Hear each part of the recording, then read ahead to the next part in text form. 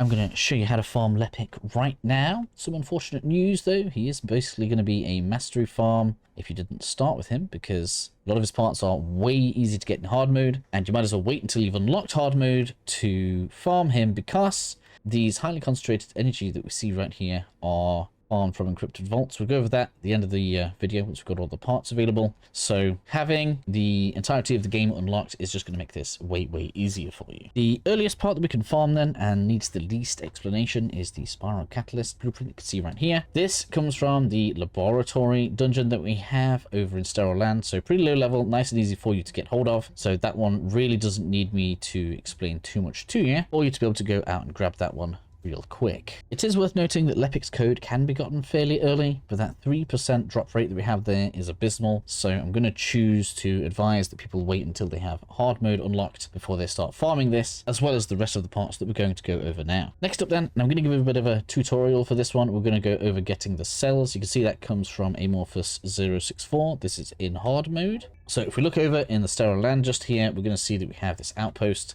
pretty familiar, right next to where we would have actually farmed the cattle nest that we were talking about in a minute ago if we were in normal mode. So we're going to go ahead, we're going to fast travel over there. When looking at this mission then, we can see that the Amorphous is going to drop with a 25% drop chance if we just clear the zone normally. Do scroll down though, as you are going to get 065 for doing this with an infiltration on there, and that is what most people are going to be aiming for, so just be mindful of that when you're coming through. So if you do have Sharon, and realistically if you want to farm the Descendants nice and easy, having Sharon is going to give you a huge advantage in this regard, especially with some of the ultimates coming from the outposts, as that is just the easiest way to be farming a lot of the Amorphous that are available. You're going to see as well that a lot of other people will be running Sharon, and if you ruin the stealth, a lot of them are not going to be happy with you, so try not to do that. The way that we get the infiltration then is to interact with the devices that we see rather than shooting at them, and then once that's done we can go ahead and deal with the boss nice and easy.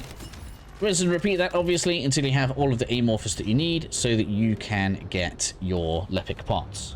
It's exactly the same for the Lepic stabilizer then that we can see right here, except for this is going to come from the fortress just to the south of the defense line fast travel point you can see just here. And when it comes to the code, decide whether or not you want to be farming Ultimate Glay or Ultimate Ajax. I obviously went with Ajax, that's why I've got 098s for the code, and that is going to be how you get that. I got the code from the outpost at White Knight Gulch on the mountaintops zone just here. This leaves us with farming some resources. It's likely you're going to have 2 resources that you are short on. The complex carbon activator is very easy. We just run either the chapel or the seed vault. Hard and normal, doesn't really make any difference. It's just going to be from some of the elite enemies that you farm in there. So run those a couple of times and you should be just fine. So moving on to the concentrated energy residue then, we need to go to Hagios and we need to go and farm out the vaults. For this, you are going to need analyzers. You could probably farm this from the elite enemies in these zones, but we don't need it for too much of the consumable items that we use a lot of, so therefore I'm not going to make a farming video on that, unless loads of you guys want to show you guys a farming video. Either way, make your way over to Starfall Road. This is going to be the first position that we use. Once you spawn, look over to the right, and if you get a ping, that means we have one. This is where Enzo is going to come in handy, and why doing this at endgame makes the most sense.